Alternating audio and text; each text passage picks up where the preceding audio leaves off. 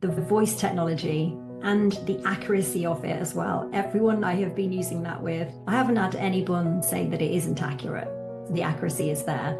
The other aspect of it is looking at the vital organs. So it will be able to look at all of the organs in the body. So you could look at the health of your spleen, liver, kidneys, bladder, any of your pelvic organs, your brain. It looks at your immune cells as well. So it can look at your white blood cells, your red blood cells, your platelets. It looks at the nerves, all the cranial nerves in the brain, the nerves through the spine. It looks at the extremities too, the joints. So the scan is able to assess the entire body, all of the systems and the vital organs in one scan.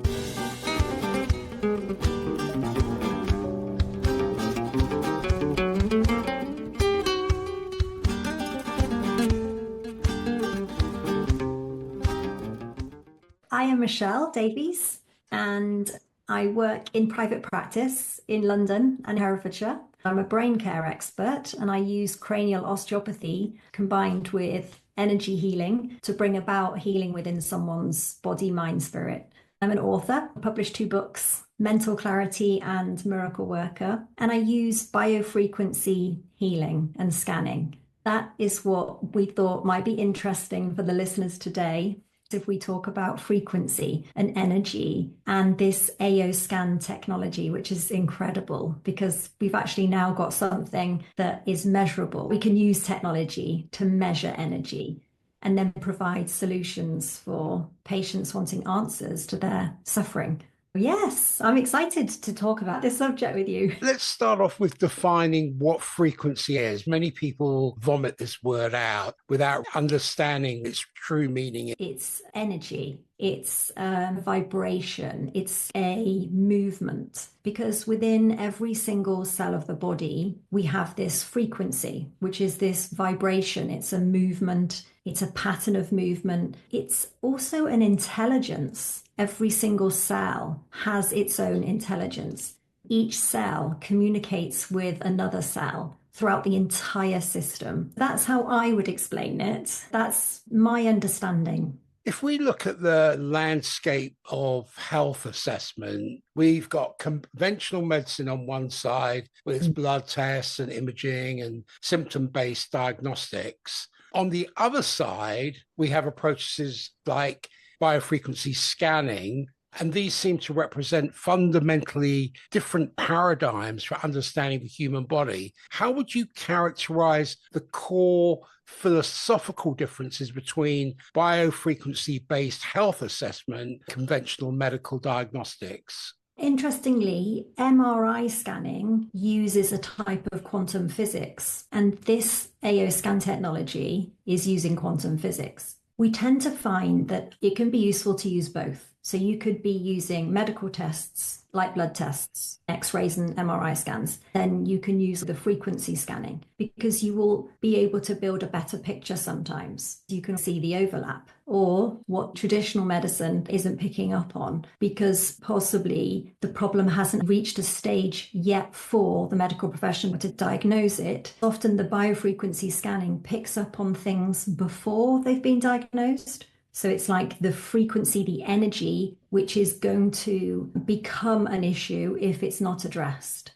It's much more subtle. It's the very subtle energies it's picking up on, rather than when the medical profession investigate us, it's quite big, gross in a way. It's very structural in a sense. It is different because this is the energy of every cell and then the accumulative effect of that energy within the body. It's the communication between the cells.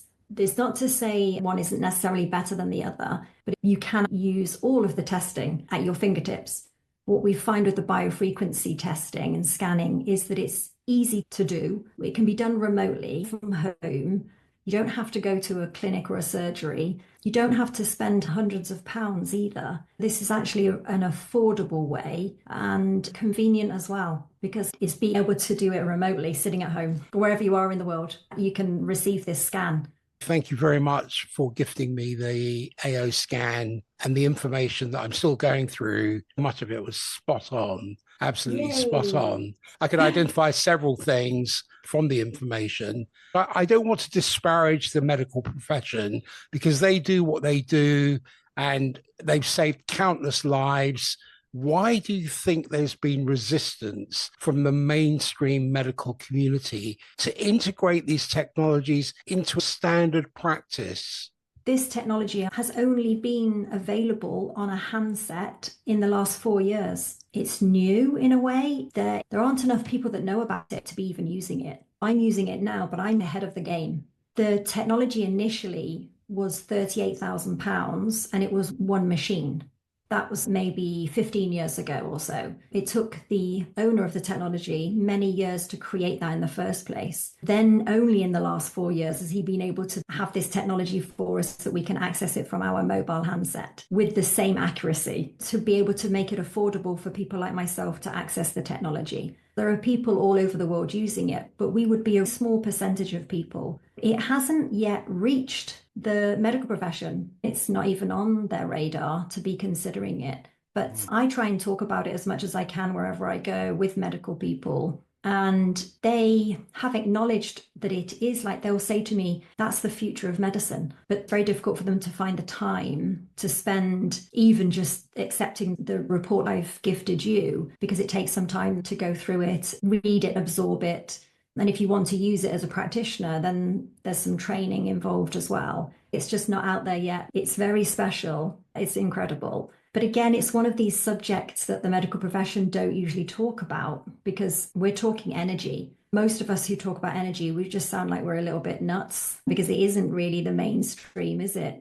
A couple of days back, I had a guest who's an oncologist, a professor, and he is introducing spirituality to the medical profession, to the interns, and talking about the soul, frequency, vibration, and energy. There is this shift that is happening in terms of reforming the way we look at illness. My perspective is that prevention is the cure. Whilst conventional medicine excels at crisis intervention and disease management, and alternative approaches might offer different strengths in prevention and wellness optimization, how does the information from biofrequency scanning potentially shift our approach from treating illness to preventing it?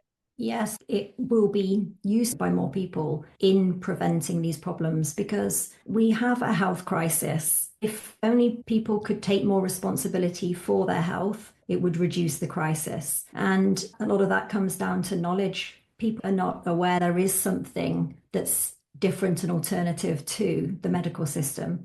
It's like new technology now that we can access, but actually the history is very long. Sound therapy and chanting and particular frequency noises for healing has been around probably for centuries, and it just hasn't been adopted in this way. But now in the last 4 years, we've been able to use this in a form of technology, which brings it into modern day.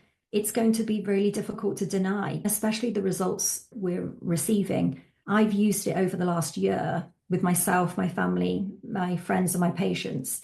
I used it a lot myself first to be convinced of it because I wasn't sure. I didn't go into it thinking I'd be using it now in business. I've had so many reports to me of its accuracy that it's undeniable. I now rely upon it as a go-to because I do hands-on healing therapy and cognitive work with people. I've got my books, podcasts, and virtual consultations.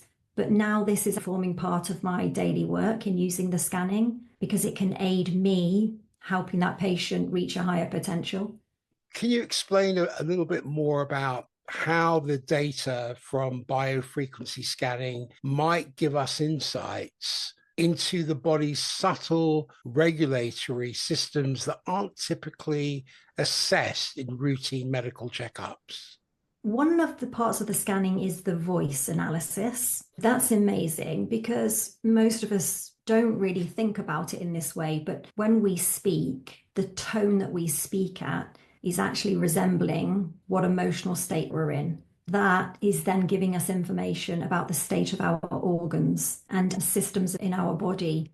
And this technology analyzes the voice for 8,000 frequencies within the voice and also 12 notes. It's able to analyze 4 notes that are particularly out of balance. 3 of the notes would be too high, producing too much energy, too much sound. 1 of the notes is quiet and diminished. It's not producing enough sound. That correlates to your emotional state. It's able to tell you as a patient what your positives and what your negative emotional state is. The patient uses the music to listen to the music every day, 3 times a day, the 4 notes that the technology has provided. It creates a balance between the positive and negative emotional state. It also links then with the organs of the body and what potential damage or irritation, infection, inflammation that might be causing over a period of time. If you stay and remain at the same frequency, and it's low frequency, it tends to drive illness, disease, suffering, and lack. So the music, by listening to it, it's about raising your vibration, raising the energy, the frequency in the cells of the body, which then actually make you speak differently. I've had patients that say to me, their voice is different, which is incredible that they've been able to pick up that themselves. So that's extraordinary. The voice technology and the accuracy of it as well. Everyone I have been using that with, I haven't had anyone say that it isn't accurate. The accuracy is there. The other aspect of it is looking at the vital organs. So it will be able to look at all of the organs in the body. So you could look at the health of your spleen, liver, kidneys, bladder, any of your pelvic organs, your brain. It looks at your immune cells as well. So it can look at your white blood cells, your red blood cells, your platelets. It looks at the nerves, all the cranial nerves in the brain, the nerves through the spine. It looks at the extremities too, the joints. So the scan is able to assess the entire body, all of the systems and the vital organs in one scan. Now, I do tend to say to people that one scan, it's great and it will definitely show you accuracies. The data is incredible, but it's better to have a few scans, not just be reliant upon one. The reason is when you're being scanned with this technology, it's your energy right there and then in that moment, but it's also the energy of the environment you're in. So where are you right now? Who have you spent your time with? What have you been eating and drinking? Because it also picks up on food intolerances and sensitivities as well. Also smoking and drinking. It looks at metals and parasites. Depending on where that person is, the scan will be at that moment in time. That person could run a scan and they're not even at home, for example. They're traveling or they're at work or they've been around people that are smoking and drinking. It's better to run maybe 4 scans over a few days each, few days in between, and then look at all 4 scans and take an average, because if something has cropped up across all 4 scans, that's pretty accurate. We never say it's diagnostic because we can't. It isn't diagnostic. Mistakes are made. Even in the medical profession, they realize that when you do an MRI scan, it can show positive and negative results, but the patient isn't even aware. I've looked at lots of MRI scans and x-rays with patients. I've seen many x-rays and scans which potentially look horrendous. And then you've got the opposite where the patient is complaining of so much pain and there's nothing at all on the scan that shows. We understand this in conventional medicine. We have to understand it too about the biofrequency, that there is going to be not 100% accuracy. So we don't say that it's diagnostic, but it is information gathering. Once you gather the information over several scans, you can see if the same parasite, for example, or the same heavy metal organ, chakra or meridian has shown up, then you get the idea that's actually where the person perhaps needs to focus their attention. I think that covers that question. You are standing at the gates of a new dawn of restructuring. There are alignments and energies that apply to collective structures and scientific paradigms and a community approach to well-being. We can see structures crumbling all around us. We live in England. You can see the NHS. It's facing a sustainability crisis. Many small networks or facilities are closing down or being absorbed into larger systems. In technology, we're experiencing user exodus and trust crisis. In scientific institutions, they're experiencing internal transformations, such as the divide between physics and consciousness studies, which is beginning to dissolve as quantum approaches gain mainstream acceptance. Look at religious institutions and banking. These structures do not come down all at once, but they do expose their deepest flaws. You are a pioneer of the future, not a prisoner of your programming or the collective programming. You're trying to pioneer something and get that into the mainstream in some way. The more people that know about it, spreading the word, which is why I do these podcasts to encourage people to look outside the box they normally would live inside or look inside, be open and try it, because you don't know until you try. Then it's easier for someone to take the next step into trying. A lot of people haven't been encouraged to take responsibility for their health because it has been deemed upon them to go to the doctor. The first thing that someone does is to call the doctor and book in with the doctor. There is definitely a change. I see it with the number of patients I see that will actually come to me now first. There is a shift and people are taking more responsibility for their health because they don't like suffering. They hate it. They don't like how they're feeling. And they're getting to a point where they've exhausted the medical system anyway and it hasn't worked. And they really have to dig deep inside to find the answers themselves. Some of the patients are very frustrated by that initially because they haven't needed to do that before. They are very sick. They're very unwell, or they've got terrible energy issues or mental health problems. I am seeing people take much more interest and responsibility in their health and participate in their health journey rather than leaving it to somebody else or leaving it to medicine. You can actually imprint your water. You can use homeopathic remedies and all manner of salt and flower remedies.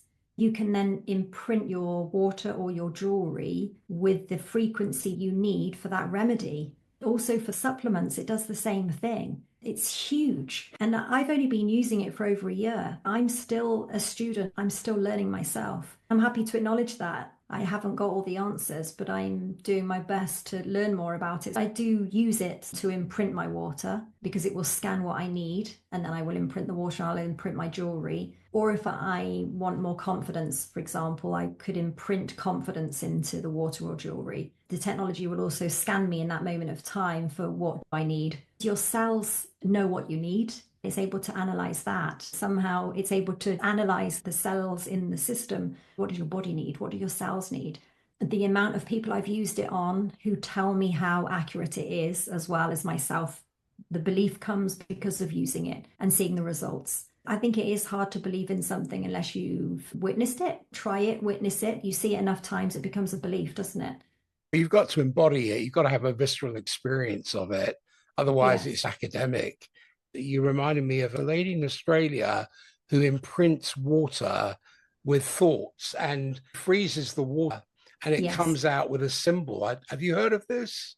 Not that particular one, but it all stems to the Japanese scientist, the experiments with freezing water using words. You can't deny that. I don't know if listeners know about those examples. Your words are spells. Have you ever thought of spelling? Literally, you're taught spelling. Words are spells. So we can cast spells on ourselves and others with the words we use. And we have to be really mindful about that and choose the positive word always, because that does change the vibration in our body. Words were uttered which were hatred, disgust, dislike, nasty words were spoken to the water. Then that water was frozen. They took another glass of water, or whatever it was that water was in, and they spoke loving thoughts. So loving, compassion, kindness. And they would put the feeling with it as well. It's when you match your emotion also with the word that has the significant effect. So positivity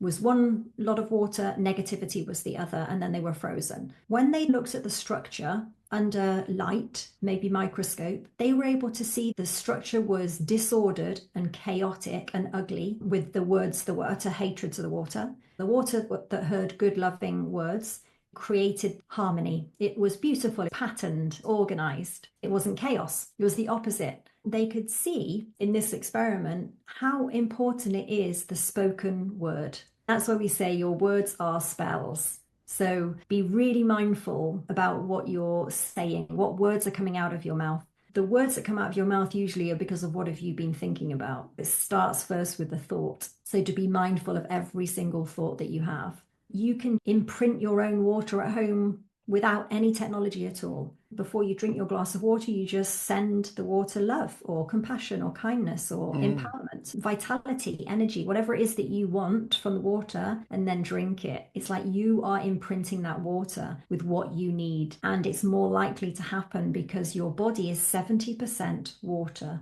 It's not just that one experiment. They've done this experiment across plants and fruit, like strawberries. And people all over the world are showing these experiments. So again, we know it's true because there's so much evidence of it. But a lot of this, again, is to believe in it, because if you believe in it, then it's more likely also to happen. There's more success if you think and feel. We know when you pray over your food, because the experiments have been done, if you're praying with gratitude, not necessarily religion, not talking about religion here, I'm talking about spirituality or positivity. If you say you're grateful and you're really grateful for the food in front of you, you will create immuno cells in your saliva. That's been proven. IgA is created in your mouth before you eat your food. So your immune system goes up just because you've prayed gratitude. Traditionally, people would sit down and say grace before a meal. I know a lot of people still do that, and it's actually a beautiful practice to do, and not necessarily to be religious about it. You could actually not have any religion, not belong to any church, but to feel gratitude. Most people have something to be grateful for. If it's been proven to improve your immune system, why wouldn't you do that? People aren't aware of it. Talking about it now hopefully creates an awareness. And maybe one person from this podcast will do that and then have better immune system. Well, you've already got one here. Yeah, right. Change one life at a time. Wow, that was a bit of a mic drop, that was. That's incredible. Words are indeed spells. They're vibrations, they're frequencies. This idea has very deep roots in ancient wisdom and modern science. The word spelling hints at the magical nature of language. When we spell a word, we're actually casting a vibration into reality. You can see this in ancient traditions, sacred texts and mantras and affirmations. These are all considered to be powerful tools to create and shape reality. And you reminded me of something as you were speaking. In the Bible, it states, in the beginning was the Word, and the Word was with God. I think it's in John, but why would that be written in the Bible? It's highlighting the creative power of sound and the fact it's a vibration that can move through space, as you were talking about with Dr. Emoto's water experiments. The demonstration that words and intentions can change the molecular structure of water. That's incredible. It's incredible. And the fact that constructive words, constructive language creates these beautiful crystalline structures, as you were talking about, while the negative ones create chaotic, distorted ones. So does that say the words we speak and the words we hear directly affect us at a vibrational level? I'm sure every word carries a frequency that can be measured. You were talking about gratitude, love, and peace, the high vibrational words that uplift emotions and health. They did another experiment where they looked at a group of men and they analyzed their sweat. The men were a group of angry men, and they found that the sweat of these men was poison. So they were sweating poison, which meant that the poison was inside them. But they could see the poison within the sweat of the angry man. They say that if you smile and laugh, you can turn your immune system up. You boost it, you increase it for the entire day. But if you're angry, you will switch it off by 6 hours. So again, it's really important we try our best to be happy. Just smiling with the lips turned up also boosts the immune system. I do what I can every day to follow the advice that I give to people. Generally, if I'm driving my car, I will try to remember just to turn my lips up, just for that reason, because I know that it will stimulate my immune system. I try and find things to laugh at, and I will laugh at myself a lot.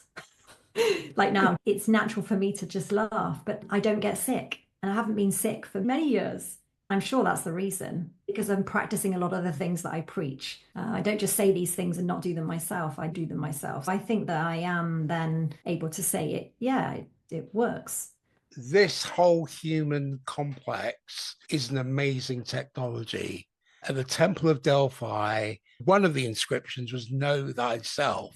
How little we know about ourselves. That's true. And the way we speak, the words we choose shape our thoughts and emotions and physical reality.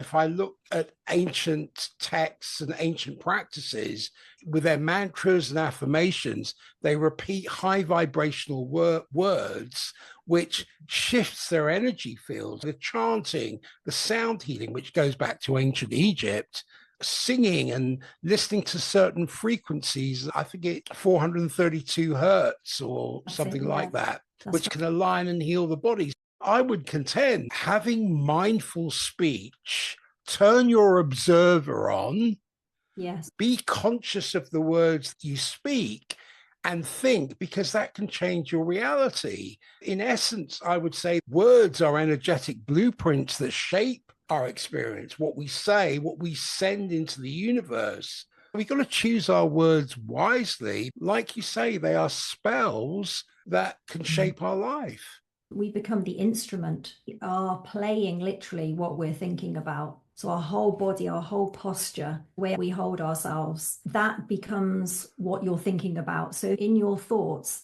if you're quite depressed and low energy and you're negative, often your posture is withdrawn and your head is down and your shoulders are round. We can see we are the instrument.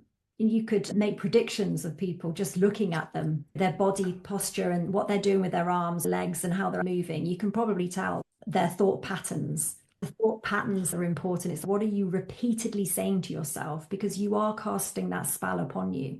If you're always saying, I'm sick, or I'm poor, I'm broke, I can't do this. Unfortunately, that actually is the reality. The reality will not change until you start telling yourself a different story. Start using different words. Empower yourself with the words that are in your thoughts. Empower the words coming out of your mouth as well. The AO scan technology has got a facility that's called Mind Sync. You can record you speaking positive affirmations. It then matches it with the frequency of the spoken voice. So it's still looking at the frequency and it matches that. But it also increases the sound, the frequency, by 8 hertz. And apparently when you raise your own frequency by 8 hertz, it puts you into a different brainwave pattern, which enables you to really feel it. It has that hypnotic effect as well when you're hearing yourself saying the positive things to yourself, matched with the frequency, matched with raising it by 8 hertz as well. It's like a tuning fork. So what you're saying can become your reality because you're actually changing the chemistry in your body. It's like the most beautiful gift. It keeps on giving. And the founder said he will never increase the price. He said he will keep it the same, but all he will do is keep adding and adding value all the time. I've seen that over the last year. He keeps adding value. You think, when's the price going to go up? And it doesn't. He wants to heal humanity. He comes from very good energy, very beautiful. He adopted a son and the son had cerebral palsy and he was able to cure his son with cerebral palsy. I say cure. He's black belt taekwondo and speaks multiple languages. So I don't think he's got very many limitations upon him from what I'm aware of. And he wants humanity to be lifted, to raise the vibration across the world. That's why he's asking people like myself to use it. Spread the word, get people using it, experiencing it, and help them raise their vibration so they can take themselves out of being sick, unwell, fatigued, poor, broke, because all of it means the same thing. If you are on a low vibration, generally it's going to affect your income as well, because your income is your comfort zone. It's hard to step outside of your comfort zone if you're feeling sick or low energy, and that then is your income, isn't it? Because you haven't got what it takes to earn more because your energy is so low, because your vibration is so low. So what you find when you start raising your vibration, you don't just improve your health, you actually improve your prosperity and your abundance. You attract more and then you can give more. Money also is energy. That's all it is. It's the tuning fork principle. Tuning fork principle, yeah.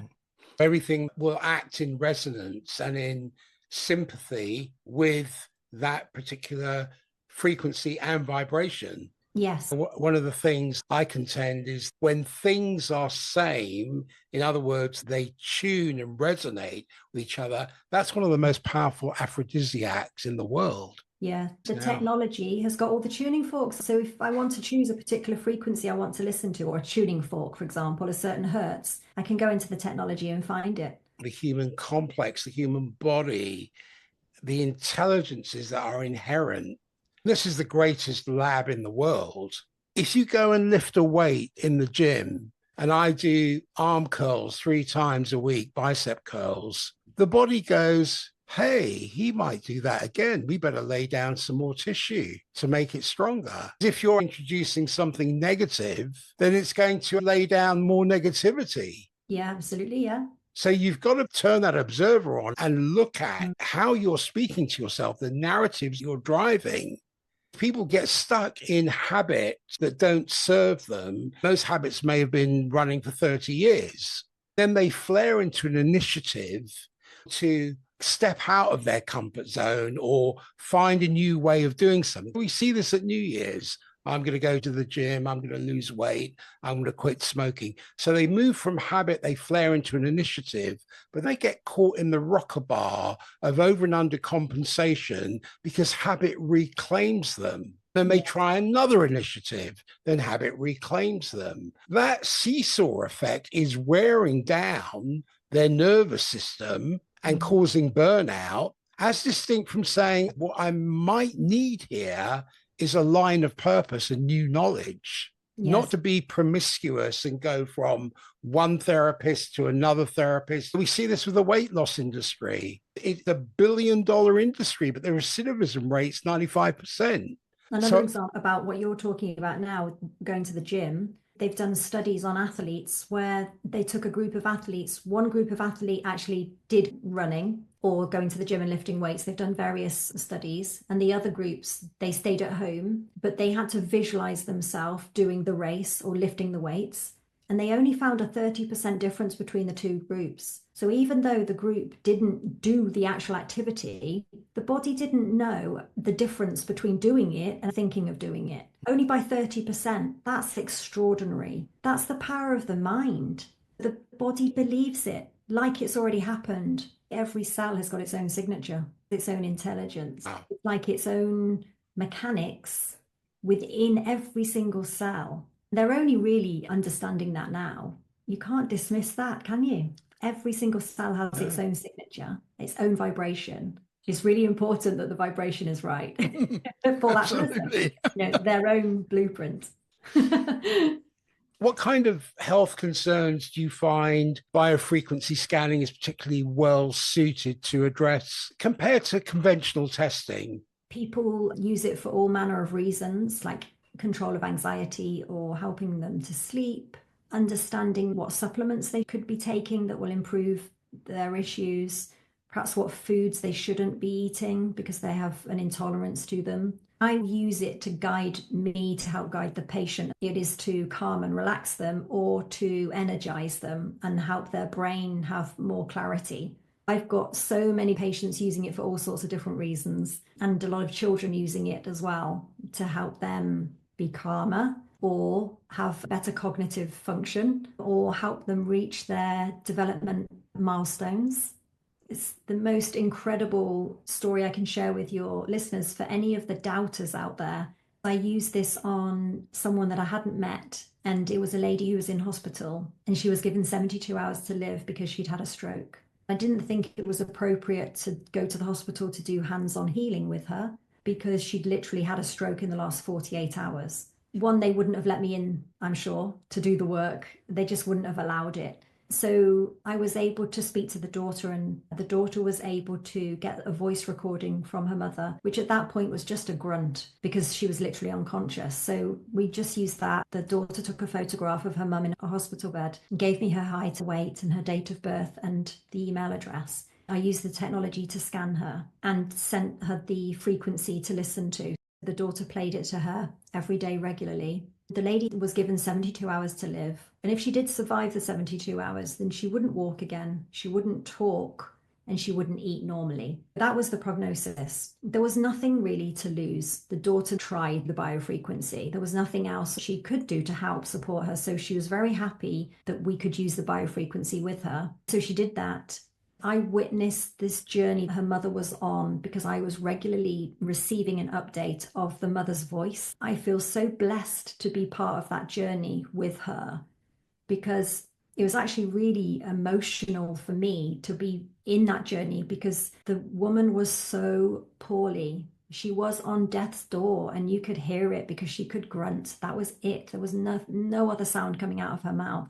And then to receive an update of her voice, which was then two noises, two grunts, to then a few grunts, to a sentence, to a paragraph. And 111 days later of using the technology and prayer, she walked out of hospital and she is eating normally, drinking normally, and you can have a full conversation with her. 111 days. She came to my practice in London in my Harley Street clinic about 3 or 4 weeks ago. She walked up a whole flight of stairs to see me, and she received treatment from me. Wow. I've seen her twice and I've discharged her. I just needed to help her glymphatic system flow better because of the stroke that she'd had.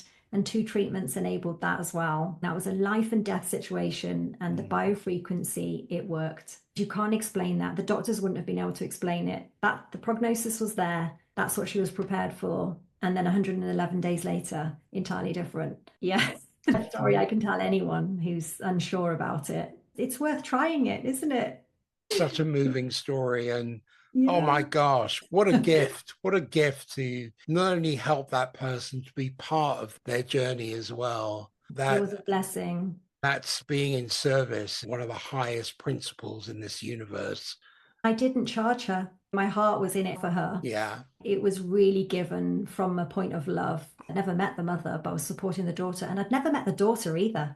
The daughter then came to have treatment with me after that. There wasn't money between us. It was the energy of love and compassion and kindness and support when someone really needed it. So that probably all has an impact as well, doesn't it? Oh, of course. Think of what's flowing from you to her, and then from her back to you. Yeah. And that flows into the universe. There's a whole flow going on there. It's pure and it doesn't have a hidden agenda to it. The hell part of it would be the phrase, what can I get? Whereas the heaven part of it would be, what can I give? Yes. You gave freely from your heart. And that's the beautiful thing. There's such a growing interest now in more holistic approaches. I remember a friend of mine opened up a health food store in 1987 called Oliver's Whole Food Store in Fulham. And the newspapers berated him for selling homeopathic remedies, what were considered alternative approaches to health. He was a harbinger of something new. He was ahead of his time. I remember in the early 80s, I started jogging because I was asthmatic as a kid. My FEV, my force expired volume, was about 250, 300. The GP would give me one of those spin inhalers. I had one of those ever since I was a kid. I thought, you know what? I'm going to do something about this. I'm going to take responsibility. I'm going to instruct my faculty, tell my physiology that you are going to go through a very hard time because it's not going to be easy to do this running thing. But at the same time, I gave it the instruction that you will build resilience. Yes, your immune system will better. Yes, the bronchioles and the alveoli will expand and your lungs will be much better. It killed me. I used to jump over the gates at Ravenscourt Park at 5 o'clock in the morning before going to college, and I would run. My heart was beating out of my rib cage. My shins were killing me. My quadriceps was screaming. But you know what? I did it every single day. It got easier and easier. Initially, it was hard. When I went back to the GP and did an FEV, because at that time you couldn't buy the units to have at home, whereas now you can. It was over 600. I blew it off the scale. And my GP said to me, what did you do? How is this possible? I said, to be very honest with you, by not following your advice. Because to me, it was about look, I'm been given this temporary appearance, this human body for a certain amount of time. It has come into this world with certain things that need addressing. I think that's more to do with your soul and the challenges that you have to face in your life. That's a whole other story. But instead of going to a mechanic and saying, fix me and not do anything about it, I became my own gardener and my mechanic, because you need both. I tended to my inner garden. I had to take responsibility for my health and well-being and not go to someone and say, fix me, give me a drug, then I can get on with my life. I'm not going to disparage the medical profession. What I am saying is that we have to take responsibility. This biofrequency scanning gives us that opportunity, as much as years and years ago, we didn't have one of these. No. We didn't have all this technology. So we can use this technology now to help us get more of an individualized and holistic approach to our health. How does biofrequency scanning potentially reveal connections between seemingly unrelated symptoms or body systems that might be missing in a more specialized medical approach? Unfortunately, in the medical profession, you go to see a hip surgeon or a knee surgeon or a back surgeon or a cardiologist or an ENT specialist. There doesn't seem to be one that deals with the whole body, and the biofrequency deals with every cell in every structure of the body. We know it's an interconnected system that has its limitations. If we work within the frameworks of what the body can do and explore that rather than exploit it, we can start to find new approaches. Health care approaches are often evaluated through different types of evidence and regulated through various frameworks. How would you respond to the critique that biofrequency technologies haven't gone through the same rigorous clinical trial processes as conventional medical devices? Yes, that's why they would say it's not diagnostic. We can't say that because it isn't. It's interesting, the whole scientific world where you need to have randomized control trials. A lot of the science depends on who's funding it and what results they want to get out of the experiment. It's not actually to do with the truth. It's manipulated.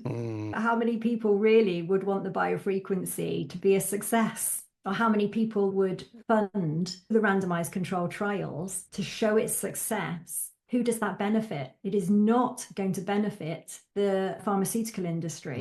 Unfortunately, the pharmaceutical industry has the monopoly over everything, the media. It's not in the best interest for the corporations, for the commercial world to do the trials on the scanning. That's my opinion. There's a fine line between facilitation and manipulation. What I see in all kinds of media, there's a lot of manipulation going on as distinct from facilitation. We can facilitate love, gratitude, kindness, and prayer. That goes a long way to exploring new possibilities for health, for well-being. Many people are walking around vertically unwell. You don't have to be horizontal to be unwell. No, I read somewhere that you go into hospital horizontally unwell and you come out vertically unwell. I can't remember where I read that. Love it. That was funny. That's about right. There's no money in people being healthy. There's lots of money to be made out of people being sick. And biofrequency has the answers for people to be well. It takes money out of the pharmaceutical industry pocket. So they won't be backing it. They won't be encouraging the use of it because we get people better. The same as osteopathy. Osteopathy is what I've been practicing for 27 years in private practice. It dates back to 1874. But how many people like myself do you know about doing all the healing work that we are doing? We can't even get into the local press to tell the amazing stories we've got. They won't publish the articles. They're happier to write something negative, disempowering and unsupportive than to write a success story. That's one of the big problems. Do you see a path towards a greater integration of biofrequency approaches with conventional medicine? And if you do, what do you think that would require? Destruction of the pharmaceutical industry. I'm not sure that's going to happen.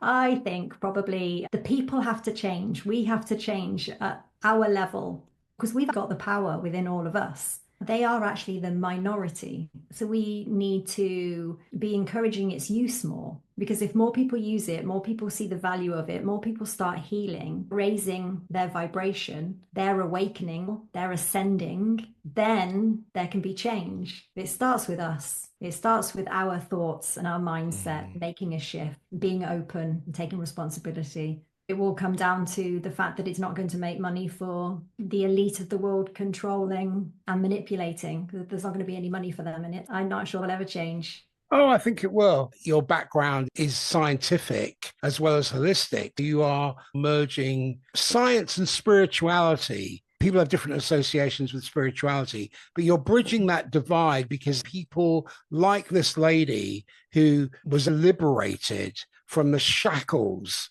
of her illness. That's truly spiritual. The love, the gratitude, the fact you didn't charge, the fact that she's left with higher vibration. She's got a practical toolkit of understanding about her well-being and how she can move forward with her life, irrespective of how many years she's got left. The quality of her life has changed. That is her soul evolving. You've helped evolve her soul. That's huge. Yeah.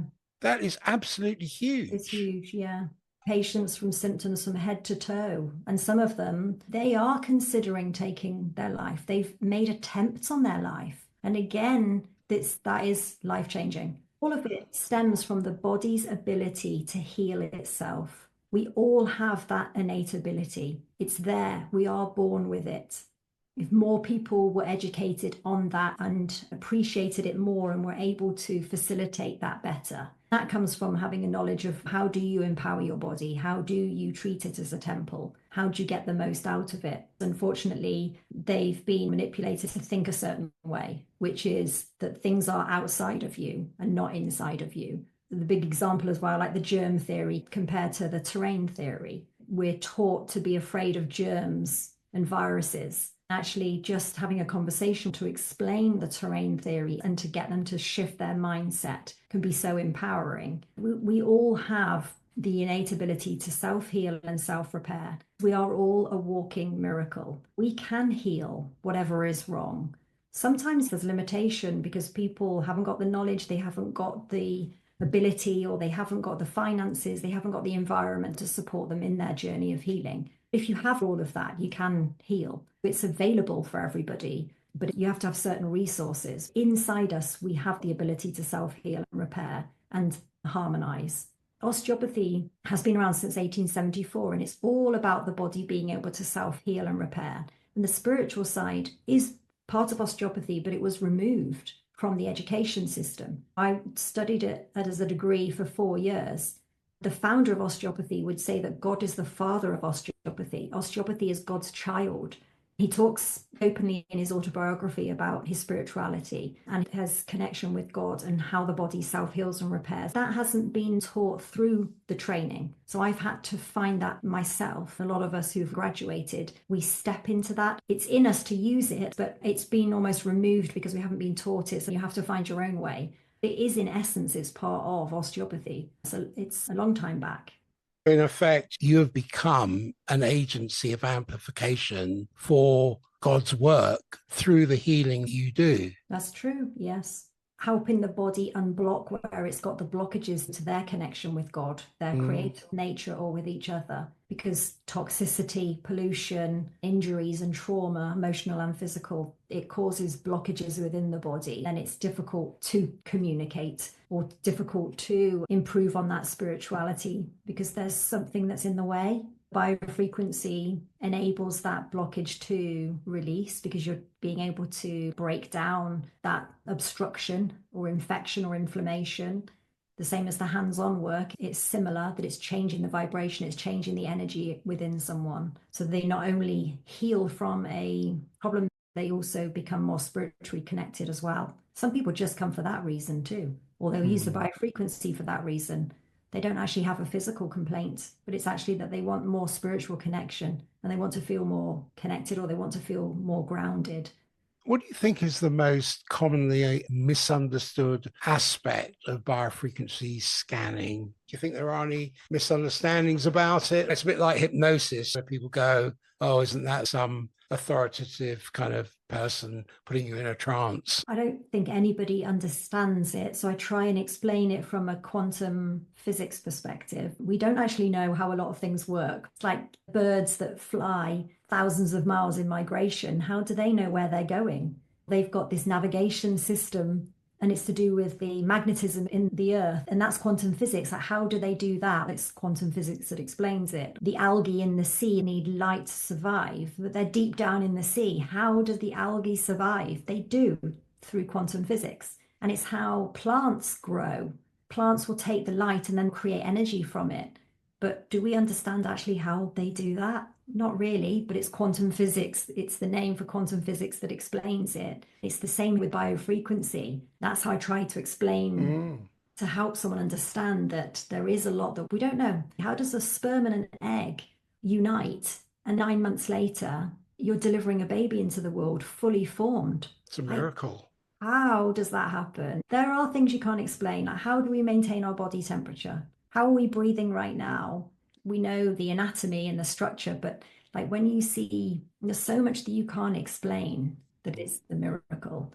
I see that biofrequency scanning is based on the premise that all cells and tissues in the human body emit specific electromagnetic frequencies, like your aura does. From what I was seeing in the scan you gifted me, it can detect abnormalities in certain frequencies that can look at the potentiality of various health conditions, imbalances, or deficiencies. And things like food sensitivities, detecting those, or allergies, pathogen identification, parasites. There's a fundamental premise here that our cells emit measurable specific frequencies that correlate with health conditions that haven't been validated by mainstream scientific research.